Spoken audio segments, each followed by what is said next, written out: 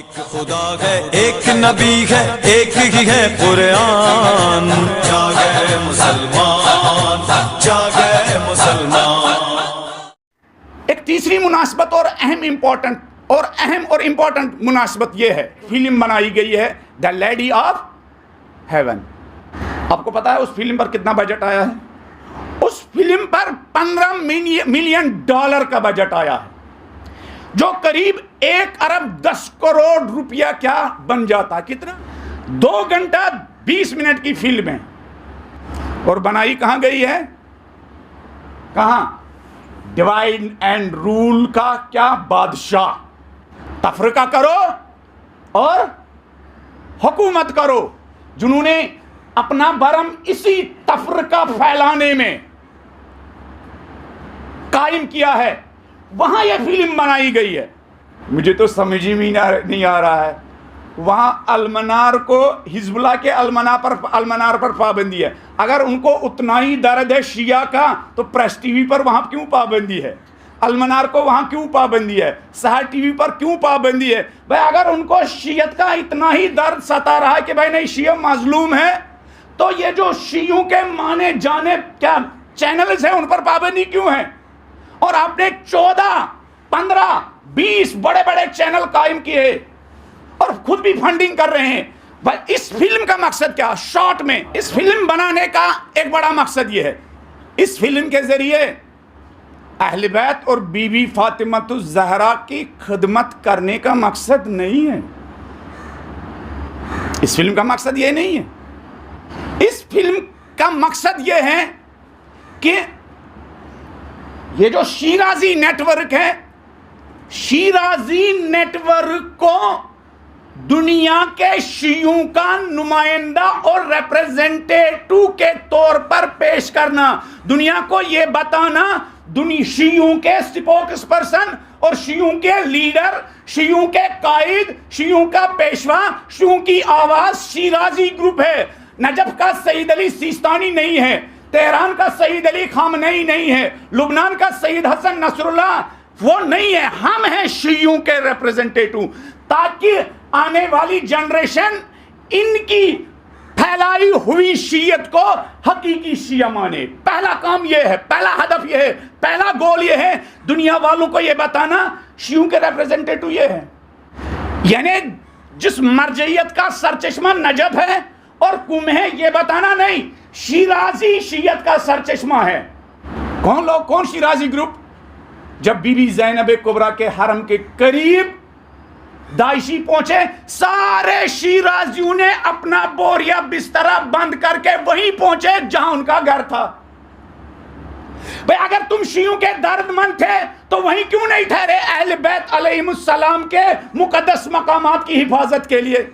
एक हदफ यह है। दूसरा हदफ यह जो इस फिल्म बनाने का है, नजफ और कुम के 99% मराजे किराम ने, सब ने इधर जो 3-4 साल से ये लोग फितनाबाजियां कर रहे हैं, इनका अपने फतावा के जरिए, अपने स्टेटमेंट्स के जरिए, अपने बयानात के जरिए इनको सांस लेना क्या हराम कर दिया। नजफ में भी आवाज खड़ी हुई इनके खिलाफ और कुम से भी इनके खिलाफ आवाज बुलंद हुई कि इनका हकीकी शियत के साथ कोई ताल्लुक नहीं है। गोया ये जिस दिफाई पोजीशन में आए थे, ये अब क्या हमला करने की पोजीशन में आ रहे हैं कि नहीं, ये उस दबाव से अपने आप को बाहर निकालना चाहते हैं। इसलिए उनकी ख्याल में, उनके इल्जाम में एक बहुत बड़ा प्रोजेक्ट, करोड़ों अरबों का प्रोजेक्ट इन्वेस्टमेंट करके दुनिया के सामने पेश कर रहे हैं, ताकि नजफ और कुम के मराजे किराम को दिफाई और डिफेंस पोजीशन में लाए। और तीसरा वाज़ेह हदफ इसका है, वो हदफ क्या है? तीसरा हदफ वही है कि इख्तिलाफ ईजाद करना, शिया और सुन्नियों के दरमियान इख्तिलाफ ईजाद करना। वो लड़ाई जो लुबनान क्या इसराइल के बॉर्डर पर लड़ रहा है, ये इस फिल्म के जरिए चाहते हैं कि हर गली को, हर कूचे को क्या शिया सुन्नी लड़ाई में तब्दील करके हर गली का हाल वो बनाए जो शाम का हाल हुआ, जो सीरिया का हाल हुआ। ये इख्तलाफात ईजाद करना चाहते हैं। और हमारे मराजे की आवाज़ इख्तलाफ की आवाज़ नहीं है। आज सिस्तानी की आवाज़ इख्तलाफ की आवाज़ नहीं है। आज सिस्तानी की आवाज़ इत्तेहाद की आवाज़ है। आज सिस्तानी का पैगाम भाईचारगी का पैगाम है। आज सिस्तानी का पैगाम अहले सुन्नत भाइयों के साथ गुल मिल रहने का पैगाम। आज सिस्तानी का पैगाम यह है कि अहले सुन्नत हमारे भाई नहीं है, हमारी सांसें हैं, हमारी जानें हैं, हमारी रूहें हैं। आज सिस्तानी का स्टेटमेंट, अगर इराक के तमाम शियों को कत्ल किया जाए तब भी मैं अपने अहले सुन्नत भाइयों के खिलाफ फतवा नहीं दूंगा। दाइश के खिलाफ फतवा दिया, अहले सुन्नत भाइयों के खिलाफ नहीं। क्यों? दाइश सुन्नी तो है ही नहीं।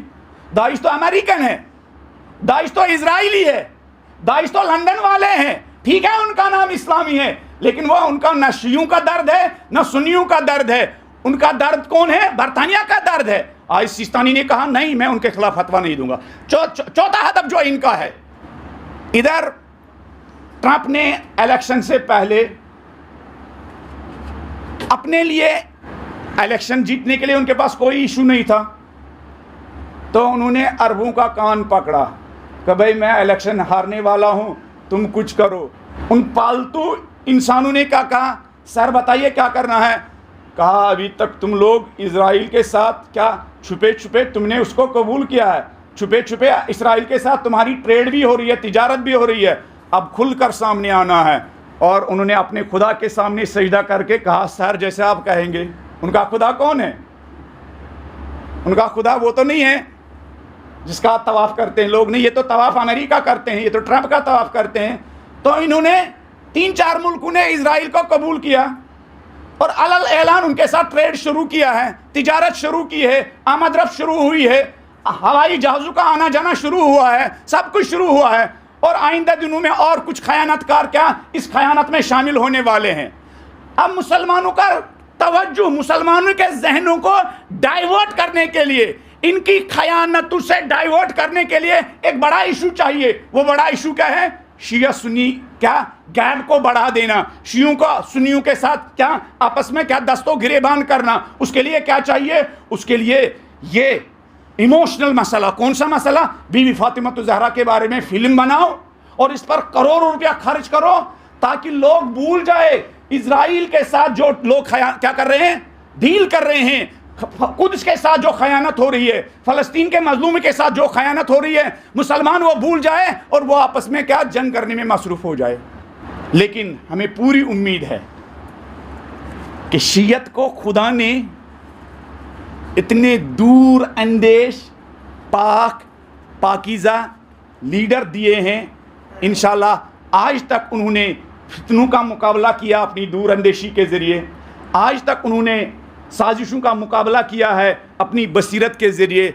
आज और आज के बाद भी इसी तरह वो अपने कौम को मुश्किलात से बाहर निकालेंगे। जो उनका पैगाम इत्तेहाद का पैगाम है, जो उनका पैगाम यूनाइटी का पैगाम है, जो इनका पैगाम भाईचारगी का पैगाम है, वो इंशाल्लाह इसी तरह फैलेगा, वो इंशाल्लाह इसी तरह घर घर पहुँचेगा। हम सब उनके नौकर हैं, हम सब उनके ग़ुलाम हैं, हम सब उनके नासिर है। जो बरतानिया में बैठकर नकली शिया और सुन्नी इलाकों में शिया और सुन्नियों के दरमियान इख्तलाफात की बीज डालना चाहते हैं, इंशाल्लाह वो दूर अंदेश कौमों के ज़रिए, दूर अंदेश जवानों के ज़रिए, समझदार जवानों के ज़रिए वो साजिशें इंशाल्लाह नाकाम हुई भी है और आज भी नाकाम होंगी, आइंदा भी नाकाम होगी।